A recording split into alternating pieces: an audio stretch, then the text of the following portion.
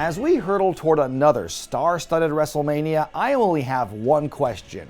Can anyone tell me what inning we're in? Pretty please, with Ula-Fala fruits on top? To borrow a phrase from my peeps in the UK, I could not be arsed to care about the Bloodline in the year of our Lord 2025. All those dramatic glares and the lines with the soap opera delivery, the endless weekly telenovela that some people have the gall to earnestly suggest that it should be considered for the Emmys, has all been a drain on my overall enjoyment of the blue brand. For goodness sake, Solo Sikoa has had how many main event matches already? How many title shots? Stop the pain! At this rate, the only thing giving the Bloodline any juice is the inevitability of a Jacob-Fatu Roman Reigns match. Because let's face it, the Samoan werewolf is amazing and needs to be protected at all costs. And sure, I want to see Rock versus Roman as well, but now that Rocky's tied up with Cody for the time being, I think that ship has sailed for another year or two. For WWE, decades of employing and pushing members of one particular wrestling family has finally paid off with this multi-layered, longer-than-long-term storyline. There's so much lore, both in kayfabe and in real life, to draw upon for inspiration, and features enough brothers, cousins, honorary Usos, and future heirs to keep Paul Heyman happily employed for a couple of lifetimes. I'll admit that those first couple of years knocked it out of the park, peaking at WrestleMania 40. They've made it the defining theme of this year's video game offering, where they've included even more family members for maximum fantasy booking.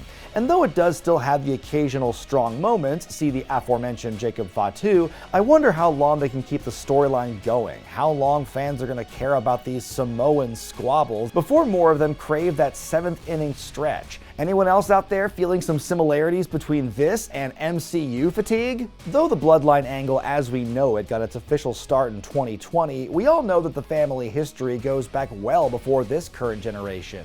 And as the greater story continues to be written, it's time to see where all this cinema has taken its players. This week, I'm going to rank them, my picks for the top 8 greatest members of the overall Anoa'i-Fatu family bloodline. In the interest of fairness, anyone who was featured on that PowerPoint The Rock put out in that Mania press conference last year can qualify for this countdown. Not just the blood relations, but folks who had married into the family as well. That means that Gary Albright was up for consideration on this list, though sadly, Sami Zayn was not. So point one finger to the sky and acknowledge me as your regretful chief. Then take that finger and use it to hit the subscribe button and hit that bell icon to get more stuff like this. Let's begin. Number 8. Rocky Johnson. A descendant of slaves who'd escaped a plantation shortly after the American Revolution and fled to Canada, Rocky Johnson more than lived up to his family's legacy of breaking down barriers. Born Wade Bowles, the future Soul Man originally pursued a boxing career before turning to pro wrestling. After taking the names of his 2 favorite boxers in Rocky Marciano and Jack Johnson, he eventually got his name legally changed to his wrestling moniker. Now that's commitment. While he was on the road, Rocky fell in love with Ata Maivia, daughter of Samoan wrestling great Peter Maivia. Together they had their son Dewey, better known today as Dwayne Johnson. They often don't tell you that Rocky was still married to his first wife in Canada when this all was going down, but hey, that's all for the next season of Young Rock, right? Oh wait, Rocky became a main event star everywhere he went, feuding with the likes of The Destroyer, John Tolos, and Freddie Blassie in California, working as a perennial contender for the NWA World title in the 70s, and even finding inspiration from the first Rocky movie to take the top prize from Jerry Lawler in Memphis. But Rocky is probably best known to modern fans for his run in the World Wrestling Federation, making history in 1983 by becoming the first black man to hold the WWF Tag Team titles alongside Tony Atlas. In an ironic twist, they beat Rocky's family relations in the Wild Samoans to do it. Ooh, technically the first Bloodline Civil War. After the Soul Patrol split, Rocky became somewhat of a journeyman, headlining some of the surviving territories like Memphis, Portland, and the family base of Hawaii. But a 1987 rape charge in Memphis led to him being blacklisted from most major companies, putting an end to his career and eventually his marriage. Rocky made a few appearances in 1997 to support his son, Rocky's burgeoning career, but once the blue chipper gimmick faded out, so too did the elder Rocky's involvement. Despite his troubled past, Rocky was enshrined in the WWE Hall of Fame in 2008 alongside his father-in-law. Number 7. Peter Maivia. While technically not part of the Anoa'i family bloodline, Fanene Laifi Pita Maivia can be considered the de facto grandfather of the Samoan wrestling dynasty. Originally Pita Anderson, he was compelled to adopt the name and the gimmick of Nef Maivia, a Samoan-turned-Hawaiian wrestler who, like Peter, played a ukulele before his matches. I mean, that practically makes Nef the real originator of the bloodline, but he's as connected to that family as Lance is to the Von Erichs. Maivia adapted quickly to the sport and soon became a top draw in New Zealand. He became so synonymous with Samoan culture, he was named an official High Chief, which became etched in ink with the painful and intricate hand-applied tattoos that covered his legs and abdomen. Over the next several years, Maivia would make a living in Australia and New Zealand before moving to Hawaii and eventually the mainland to work for Roy Shire's San Francisco territory.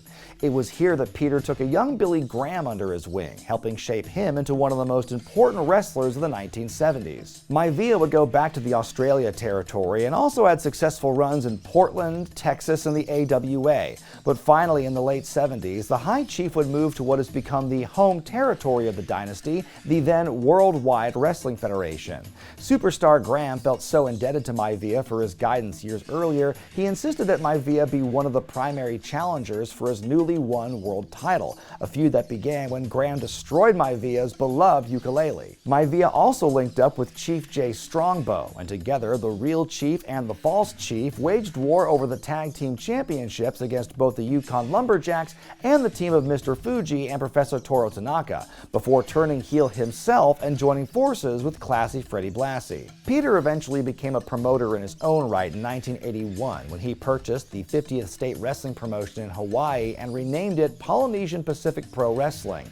Unfortunately, Maivia would not live to see the drastic changes in the wrestling business as he died of cancer in 1982 at the age of 45, the business taken over by his wife, Leah. Maivia's untimely death only added to his legend and the lore of one of wrestling's most important families. But how did all these people come united under one bloodline? Well, for that we move on to our next entry. Number 6, the Wild Samoans.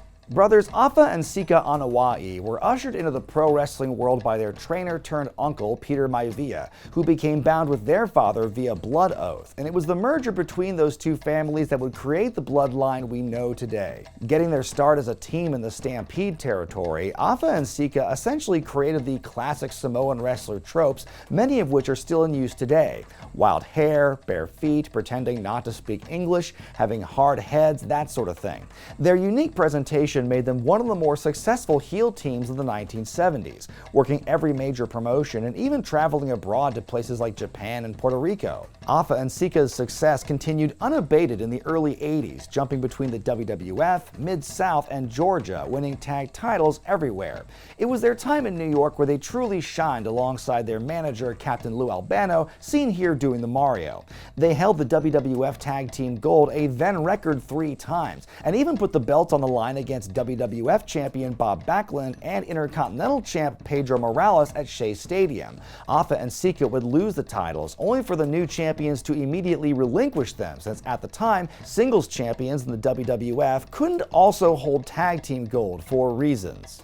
But then, why put the belts on the line in that way when they knew that no matter who won, some belts were going to be relinquished? Like, they knew that rule was going to exist, but in kayfabe they forgot about it when they made the match? The brothers would eventually turn face after an Albano betrayal, again using this as placeholder footage. Then the team split in 1985 when Afa retired from active competition, starting a wrestling school in Pennsylvania and helping kickstart the careers of many of its biggest stars, and Mickey Rourke for his role in The Wrestler.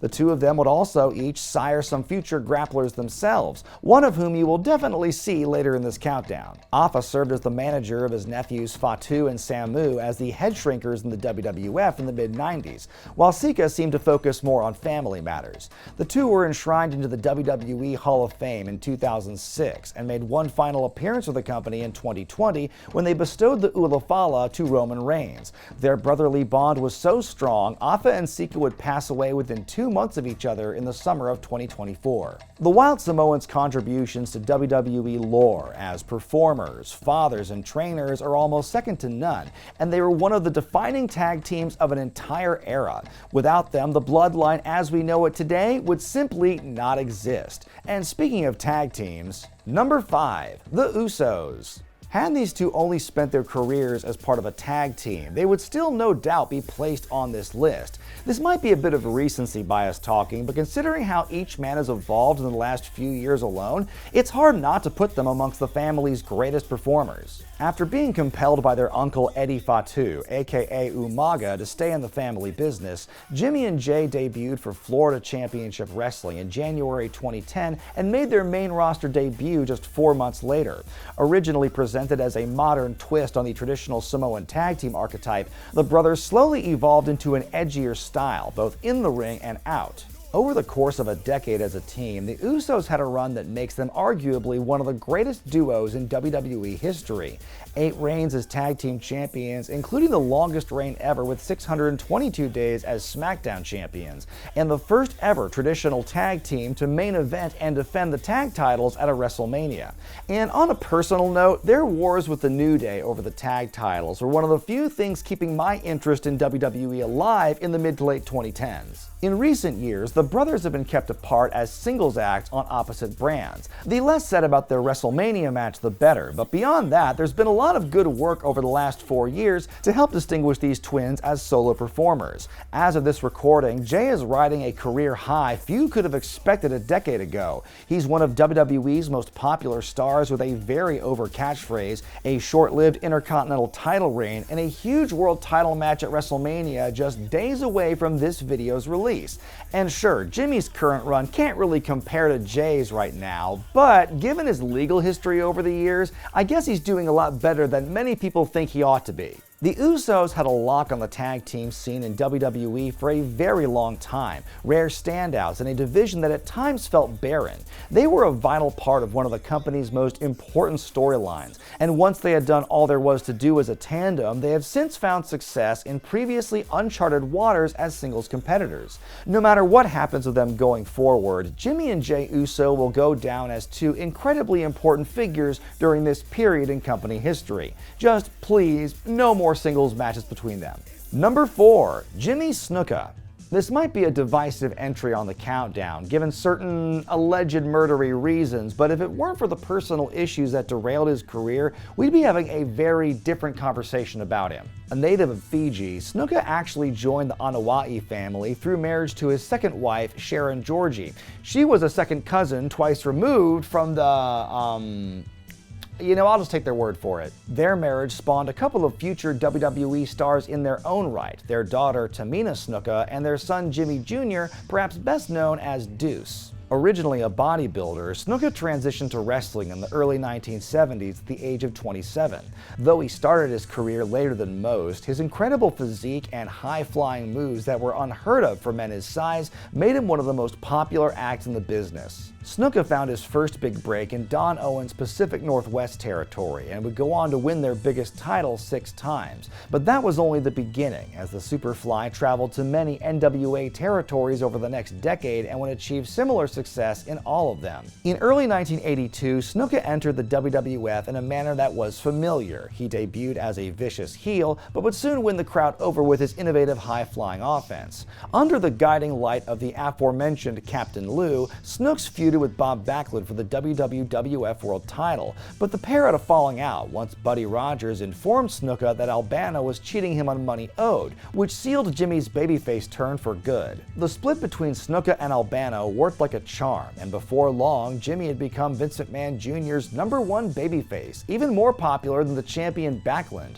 But Jimmy's career momentum was stopped cold on May 10, 1983, when his girlfriend Nancy Argentino died after some sort of physical altercation with Snuka in their motel room. Snuka gave various stories to the police about how Argentino suffered her fatal injuries, but a visit from Vince McMahon to the police seemed to convince the authorities to put the case on the back burner. While Snuka was still an asset to the company and continued to create big moments for the WWF, his rampant drug use and the stigma of Nancy's probably murder hung over Snuka for the rest of his career and his life, and there was now a clear ceiling as to how far he would go. And if that wasn't enough, Hulk Hogan's return to the WWF in late '83 as the face of the company's new era seemed to seal Jimmy's fate as a forever bridesmaid. Snuka was kept in the mix and was added to the corner of the Hogan and Mr. T team at the first WrestleMania in case T got cold feet at the last minute, but left the WWF just a few months later. Though he remained an active wrestler for at least a decade afterwards, Snuka never managed to catch fire like he did in the early '80s, his biggest claim to fame in later years being the first victim of The Undertaker's legendary WrestleMania streak. He would be brought back frequently over the next several years in various roles, and WWE even put together a tribute video for him in the wake of his passing, so soon after the Argentino murder case had been reintroduced. Though he failed to live up to the promise of his potential for various reasons, the early phenom that was Superfly Snuka can't be ignored, which is why he's number 4 on my list. Number 3. Yokozuna. Like others in this countdown, the career of Rodney Anoa'i was full of what-ifs and missed potential. The man became a huge star in record time before having a fall from grace just as quick, the very thing creating his incredible aura also destroying him. Trained by his uncles, the Wild Samoans, and debuting at the age of 18 in 1985, Rodney got his start as the Great Coquina, later Coquina Maximus. After working in the AWA as well as in Japan, he was recruited by the WWF in 1992. Originally planned to be part of the Head Shrinkers stable, Rodney was taken off the road as Coquina and was given a new, more Japanese coat of paint. Rodney was recast as Yokozuna, a sumo champion who squashed and sat his way through the competition in the World Wrestling Federation. Aligned with Mr. Fuji, the young man received a monster push upon debuting, squashing jobbers left and right en route to what was at the time a shocking Royal Rumble victory. But as it turns out, he wouldn't be the last member of his family to become one of the most unexpected winners in Rumble history. He snuffed out the Hitman's championship reign. He killed Hulkamania in the WWF for nearly a decade. He held off America's champion and beat The Undertaker in his own signature match. For a time, there wasn't a heel more dominant than Yokozuna, but all good things must come to an end.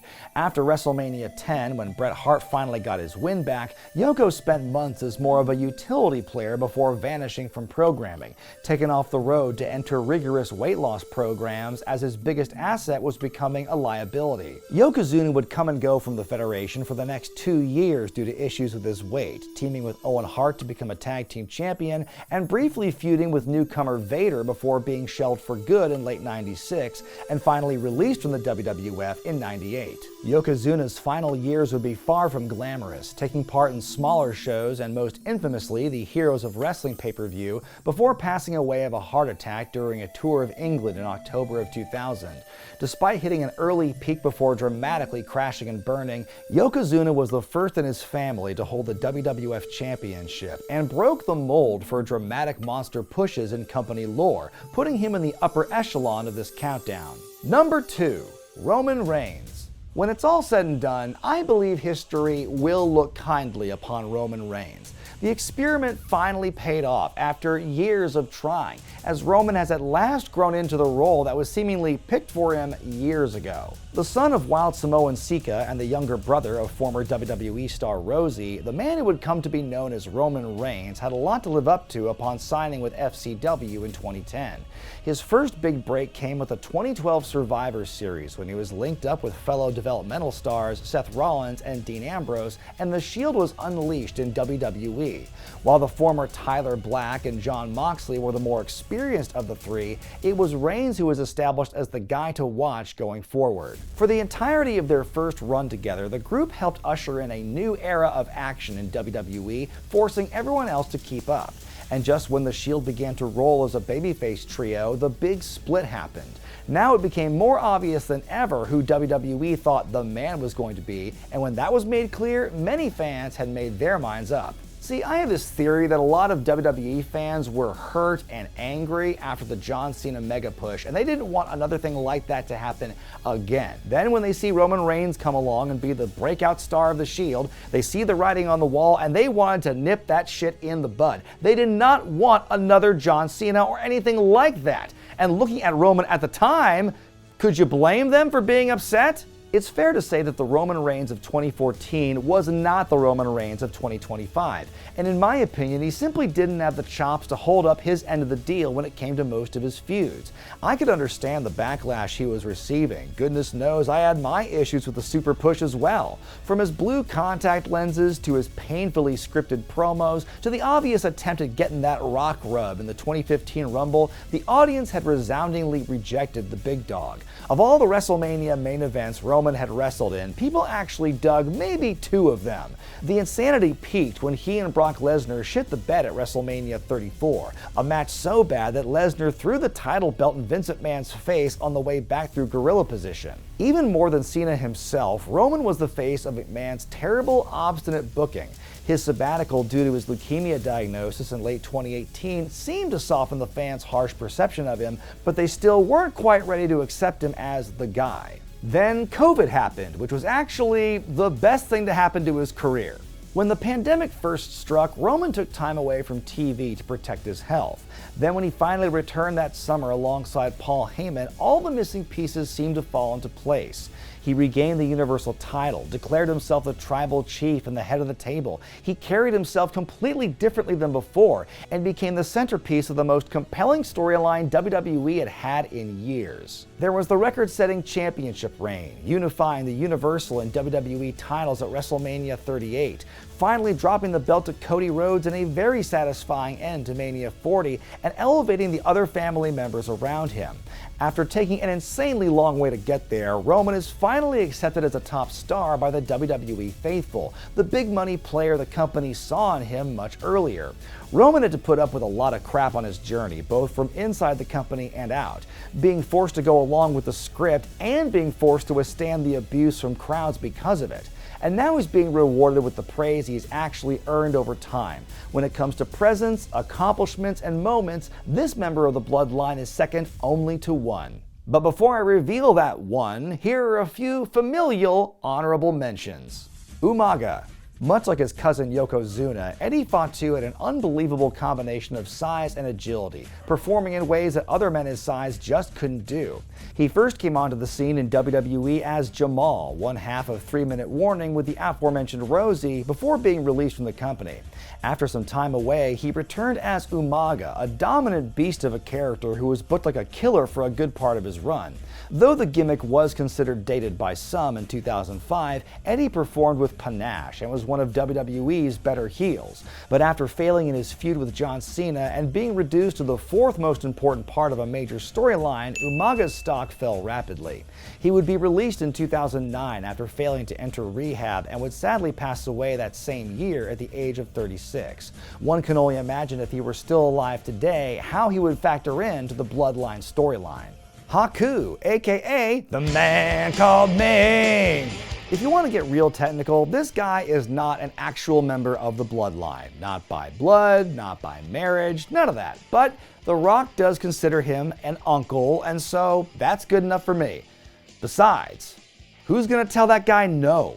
Simply put, Haku is one of the baddest dudes to ever set foot in the wrestling ring. If you asked any wrestler who they'd want to have their back in a bar fight, 10 out of 10 guys would want Haku. There's so many stories and legends of his sheer toughness and his selective but fierce brutality over the years. Just watching this guy wrestle should have come with a warning label. He's like the Chuck Norris of wrestlers. If you've heard of something badass he did, it's probably true. Sure, no promotion was ever going to book him as a top guy, but you could count on him to be a convincing tag team partner, a king, a bodyguard, or even a face of fear, and get no qualms from anyone about it. And besides, have you seen the clip of him reacting to the Shockmaster for the first time? It's pure joy. Fuck up the gimmick.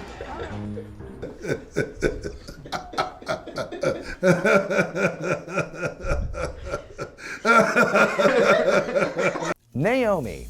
Call me a super juicy watermelon or whatever SJW stands for, but I thought it was important for this list to have some female representation. And you look at her body of work, she's a hard worker, a great character, a dynamic performer, one of the best in the history of the WWE women's division. Look, it was either her or Nia Jax, so Sami Zayn. I know I disqualified him earlier, but I already broke my own rule by including Haku, so I might as well do it again here.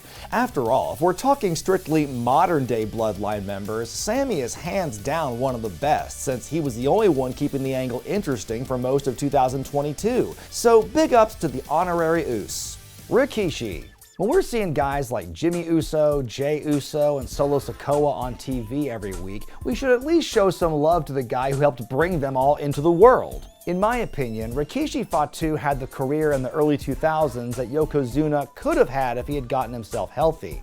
After spending years in the mid-card scene as a head shrinker, then a guy who came up from the streets, then a mute sultan, Rikishi found his greatest success as a blonde wearing a thong and busting a move. For a time, he was easily one of the top 2 or 3 baby faces on the basis of his ass alone. Rikishi is a great example of grinding it out until you find something that works, and it's clear to see that he finally made a difference by embracing his assets. Oh yeah, and there's that one time he tried to kill Stone Cold, but that's whatever. And my pick for the #1 member of the Bloodline is... It doesn't matter who the #1 member is!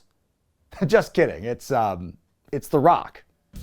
When you look at all the metrics that count, of course Dwayne Johnson stands tall atop this list. Most accomplishments, biggest career heights, biggest box office, biggest star power, pretty much all of it belongs to him, and he's been the only guy in the last 5 or 6 years to make Roman Reigns look ordinary. Ordained as a star from the very beginning of his career, The Rock had already reached a ridiculous pinnacle by the time he stopped wrestling regularly in 2001. He has since spent the last quarter century using his incredible charisma to build one of the biggest, most lucrative, and most pervasive brands in modern pop culture. Even though the Black Adam fiasco proved that The Rock's Midas touch is not without its limits, at least his presence in WWE over the last 2 decades has yielded positive results for business. Time will tell what his role as TKO board member will end up doing for the company long term, but for now at least, the final boss has led to an overall uptick in interest toward WWE. There are others in the greater Anoa'i family who may have been better wrestlers, or had better matches, or who may have had great potential not fully realized, or who may have even been more influential to the history of the wrestling business. But for my money, looking at all the branches of the family tree, there's only one who deserves to stand head and shoulders above the rest, and that's The Rock. But who are your top members of the Bloodline, and how many years do you think it'll be before Jacob Fatu inevitably tops this list? Let me know in the comments section below. Be sure to give the video a thumbs up if you like it, subscribe to Wrestling with Regret, hit that bell icon for all the notifications. I'm Brian Zane, and if you'll excuse me, I'm gonna go to the store and look for some of those Ula-Fala fruits. They sound so delicious and sacred and stuff. Gotta go.